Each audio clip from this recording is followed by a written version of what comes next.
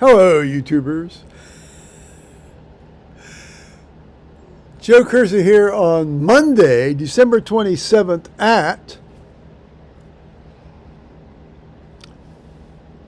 00:14 in the morning, Eastern Time. We're finally seeing the light at the end of the tunnel. The light at the end of all of this fucking annual bullshit that you have to go through. Where everything assumes is greater. I'm not talking about the religious aspects of it. I mean, you'll find no greater supporter of those than I. But all of the social fucking hoo-ha that goes along with it.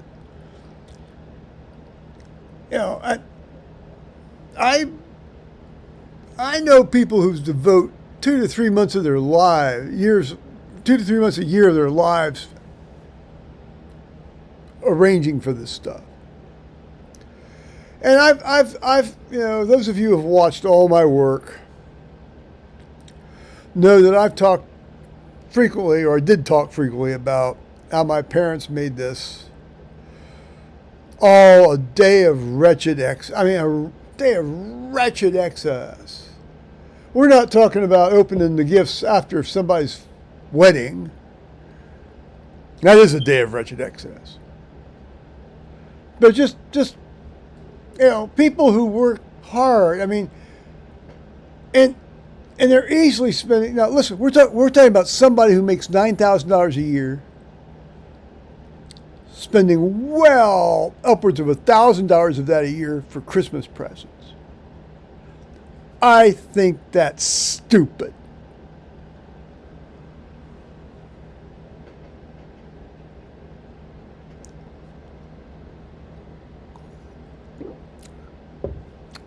Well, if money is an expression of love, then I guess, over my life I've been greatly loved.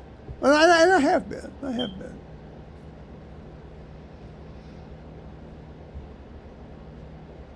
Yeah. Well, it's just, okay. I had to get that little blast off my chest. But no. I got the box from my good friend Tony Pincham in England, and as I told him today when we Skyped, he hit a home run. I mean, all the books for every single book, a book I would love, and know I will love and like, because it's all stuff. It's about church architecture and English churches and things, and there were a couple of personalized gifts that he sent me. They were very nice. An engraved pewter mug and an engraved whiskey glass. Very nice. That's wonderful. And then later in the afternoon, got Skyped with Tony Ballman or Tony BZ, and Tamara, and and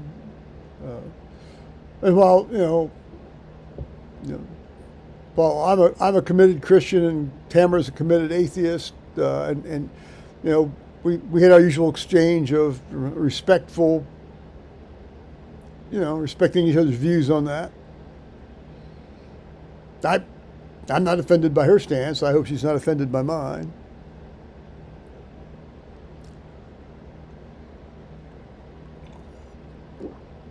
People believe what they believe. People experience what they experience.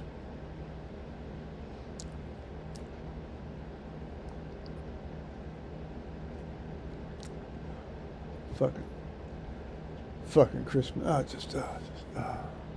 Just. And then once we get past New Year's, thanks be to God. Just thanks be to God.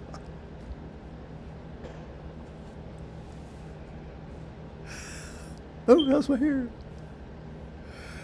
Um, on a completely not related note, I just watched the final episode of the 11th season of Curb Your Enthusiasm, which with Larry David, which is just I think it's one of the funniest things out there, and in many ways, oh so true, oh so true.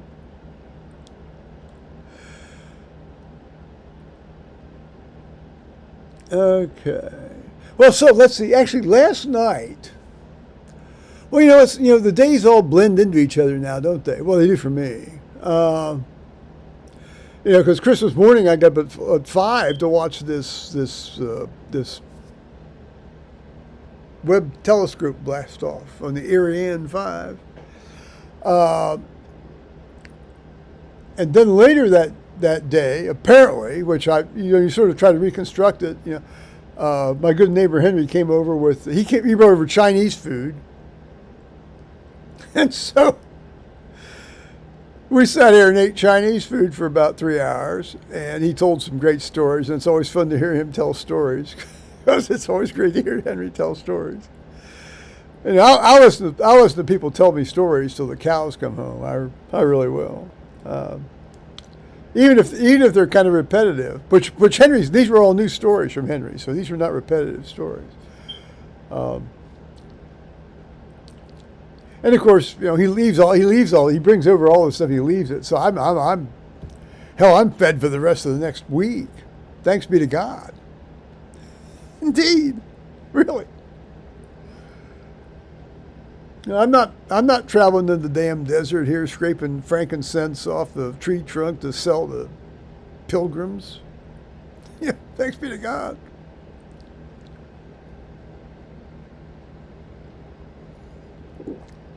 I won't have to return into my country by another way after refusing to rat people out to Herod.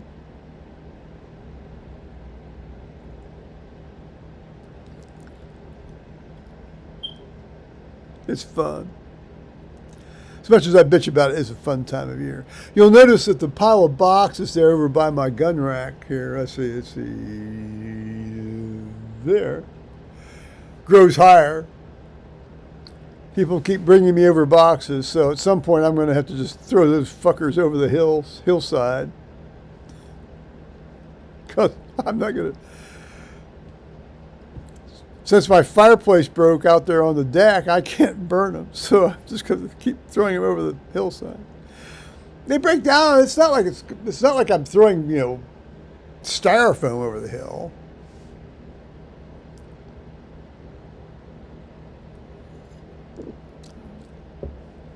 I don't think there's being too many coral reefs being messed up by me throwing cardboard boxes over my hillside. They don't go into the creek. I mean, they just go down the bottom of my hills, 20 feet down. Gets rained on. It softens up. It goes away.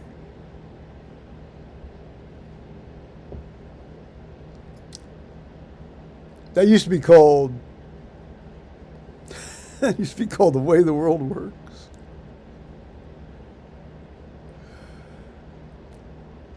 So let's see. Okay, so I don't.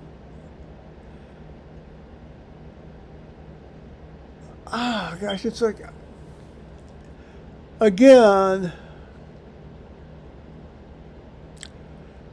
So see, my son Thomas sent me a video of my grandson Carter skateboarding in a sort of like a skateboarding thing. I assume it was taken today. Let's see, today's Sunday. That's usually when he does his skateboarding. Seeing as how this is like, it's like moments into Monday. So this was taken on Sunday, presumably.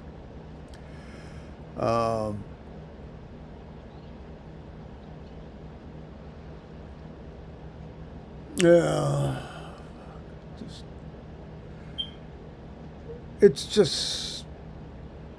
So anyway, so Henry said when he was over here last night that he he was cooking some flank steak, and he was going to bring that over here this evening. And, you know, if somebody says they're going to come over, you sort of like kind of hold yourself in readiness. You know. And on the other hand, knowing how he operates, I wasn't holding myself all in that much readiness. And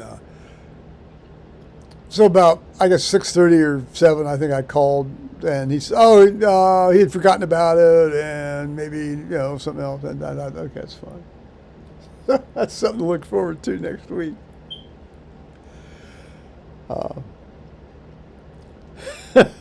God, you know, listen, I'm not going to gripe about somebody wanting to feed me.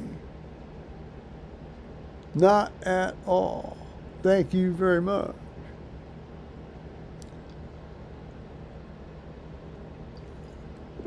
I'm grateful for that. You bet I am.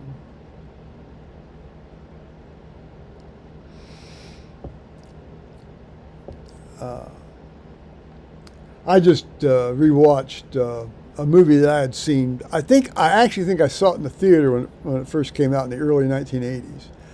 Body Heat with William Hurt and Kathleen Turner and a very, very young Ted Danson. And, you know, it's set in Florida, and Body Heat is very hot, and it's about, basically it's about murder for inheritance, or hired murder for inheritance, or coerced murder for inheritance. And you know, at the time when it first came out, you know, given the sort of, you know, extensive partial nudity in the scenes, it was quite the shocking thing. Now, of course, it's just like, you know, walking in on your kids in the bathroom, you know. But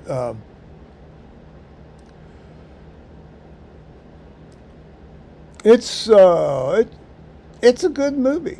It's a good movie. I highly recommend it to everybody's attention. Body Heat. I think they're going to take it. I think they're going to take it down here before the end of the year. I might watch it again before the end of the year.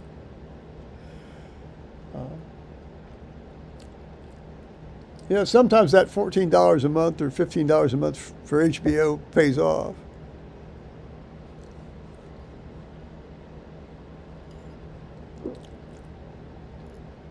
Oh, so I did watch, well, I may have mentioned this the other day, I did watch the Vatican at midnight on Christmas Eve, which basically meant I watched it early on Christmas morning. Before then 5 hours later watched this rocket blast off. Kind of like 2 exercises in fire. Trying to interact with the domains of the divine.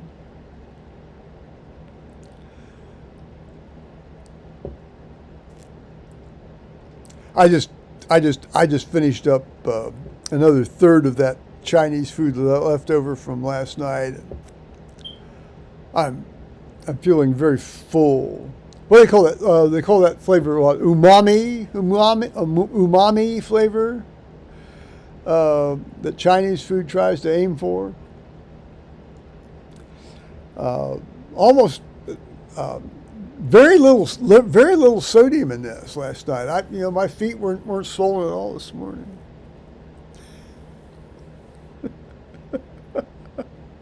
They aren't swollen now. Well, they're a little bit, but not that much.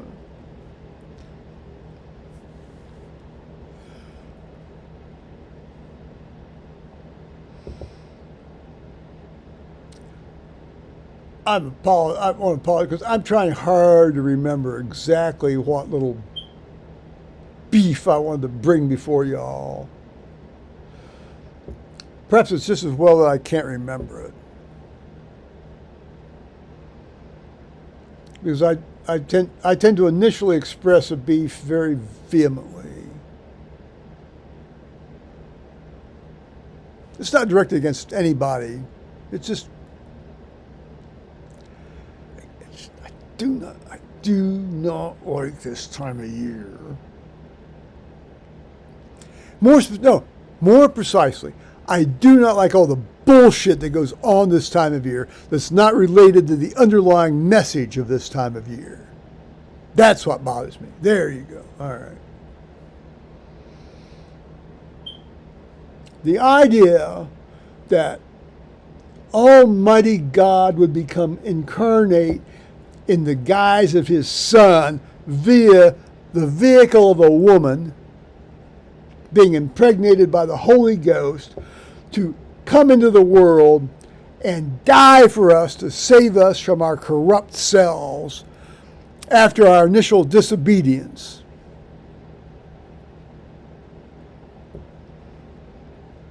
And the Lord God was walking in the garden in the cool of the evening. And he said, where are you?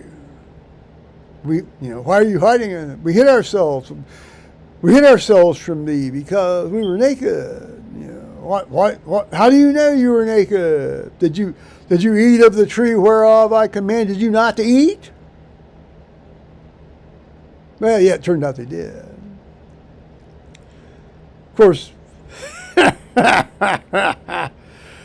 the guy says, she did give it to me, the woman whereof you gave it to me and I did eat. Then the woman says, the serpent beguiled me and I did eat. It's like the chain of excuse. It's like passing notes in junior high school study hall. I imagine they don't have junior high school study halls anymore. It's you gotta have awareness sessions or some damn thing.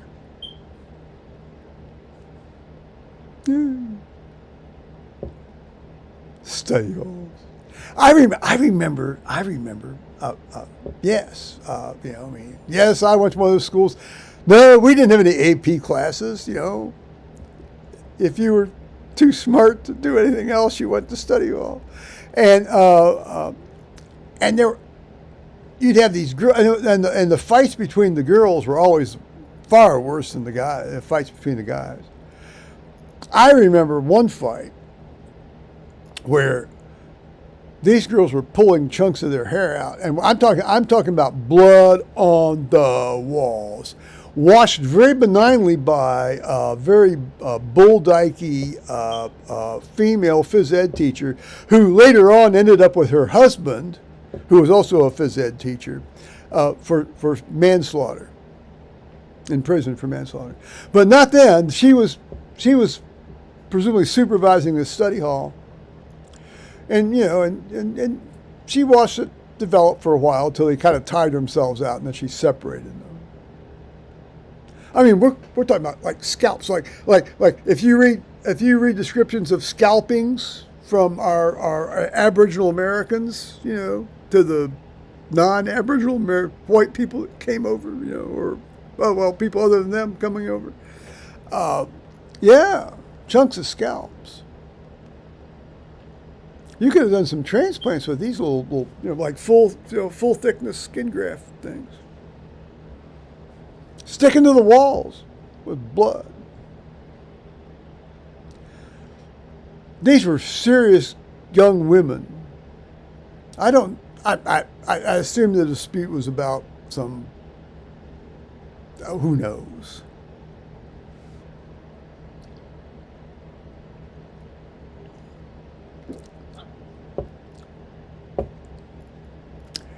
I don't think they were fighting over a tampon that one wanted and the other one wouldn't relinquish.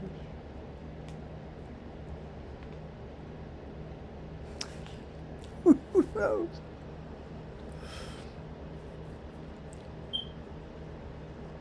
They'd been far better off. They'd just snuck out and gone and smoked in the bathroom. Remember, that's a big deal. People would sneak out and go smoke in the bathrooms.